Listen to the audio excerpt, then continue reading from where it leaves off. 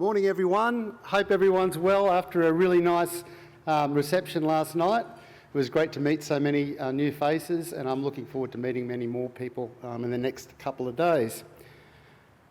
I've got 10 minutes this morning with you, and what I'm hoping to do in that 10 minutes is to give you a bit of information about how we find out how many people are living with Parkinson's disease. Now, you would have heard bandied around that Parkinson's is the fastest growing neurological condition in the world, and you'll have information about how many people have it, how it's going to double in the next 30 years. Where's all this information come from? How good is that information? Why is it important? And why do we have to be careful that we make sure that we understand exactly where this information comes from? We don't overinterpret it, but we can actually use it to our advantage. So that's what I'm going to talk to you about briefly today. Let me just see how that's not what I meant to do.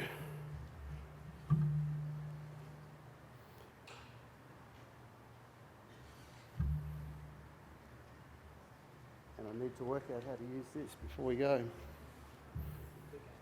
The big arrow, perfect. Okay, so what I'd like to do is just talk a little bit about what incidence and prevalence is, how they're related to one another, how we measure it, try to talk a bit about the estimations for Australia that have been done, what we know and what we don't know, how the geographic distribution of Parkinson's is like in Australia, and then where we should be going to actually learn more about this. So a couple of definitions to start with. Incidence refers to the number of new cases that occur of a condition over a period of time. So you would have been used to this when we were talking about COVID, where you've got new cases of COVID in a unit of time. For Parkinson's, the incidence would be on the basis of how many new cases there are in a year. Prevalence, on the other hand, refers to the number of people that exist in the population with a condition. And usually these parameters are estimated per 100,000 of the population. So you'll hear those sort of figures bandied about. Now, they're related to one another, but they're not the same. Obviously, the prevalence of the condition, number of people living with it, depends on the number of new cases that occur each year, but it also depends upon the survival of the individuals with that condition. So if we were estimating the prevalence of Parkinson's this year, we would think about the number of new cases in the year, the number of people who were already living with the condition, and then of course the number of people who are no longer living with the condition. And with Parkinson's, that's because those people have passed away. Of course, if you were cured, then you would also not be a prevalent case again. But for Parkinson's, we don't currently have a cure. So you can see how these are related to one another. Now, there are certain risk factors that will influence the incidence of a condition, but there are also lots of risk factors that influence survival. So it's very complicated by just looking at the prevalence of a condition to say that we know the things that are causing a condition. So it's very important to consider these things.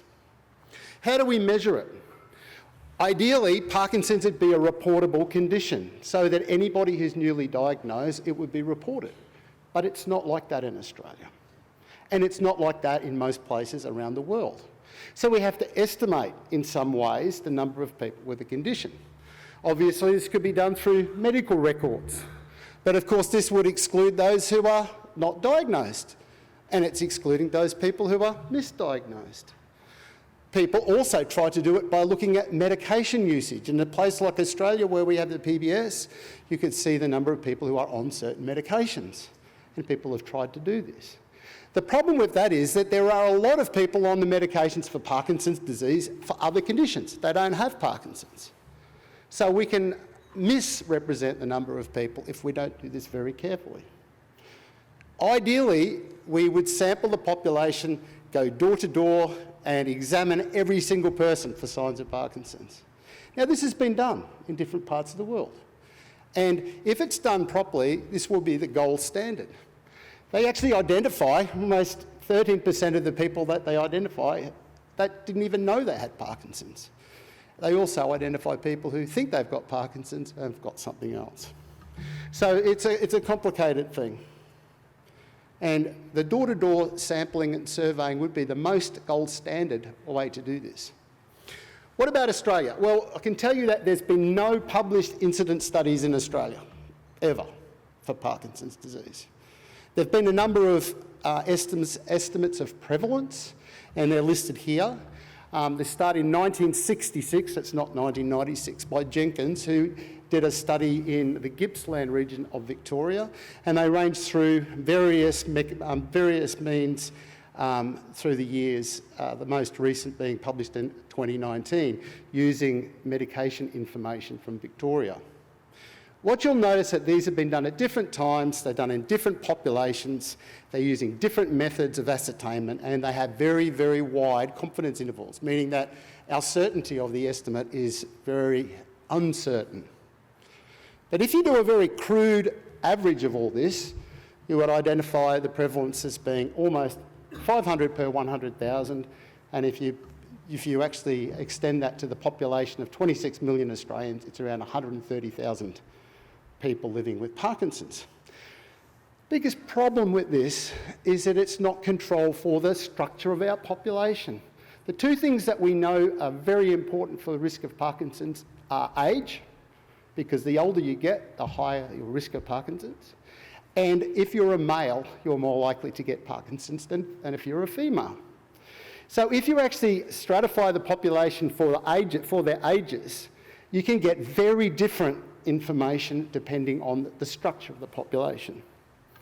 And this has been studied internationally. There's two studies here, a meta-analysis of incidence and a meta-analysis of prevalence, show quite clearly that if you actually control for population age and gender, you can get vastly different estimations.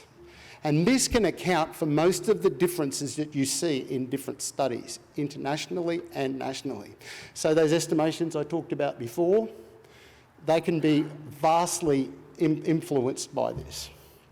But that's okay, because we can use these gold standards, these gold standard estimations of incidence and prevalence, and we can use the great information that we have from the census to model the number of people who develop Parkinson's and the number of people living with Parkinson's in Australia.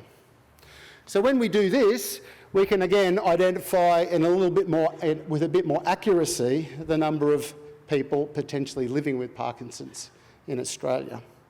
In terms of incidence, we think that the incidence is around about 10,000 to 11,000 to 12,000 at the sort of point estimate.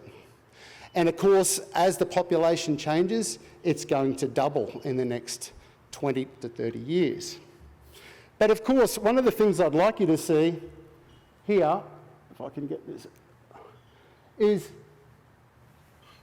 this incidence per 100,000 can change depending on the population. And it's based on the demographics. If everything else stays the same, we're going to get this massive increase. We obviously want to change that. Now, if you want to go and have a look at the different distributions across various jurisdictions in Australia, the Parkinson's Australia report has that information for various parts of Australia.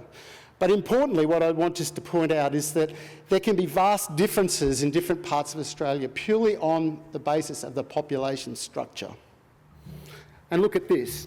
So the highest and the lowest rank here in terms of incidence, there can be a fourfold difference in incidence and a fivefold difference extrapolated to the population for prevalence, just based on the number of males and females in the population and their specific ages. So we need to be very careful about how we kind of use this information.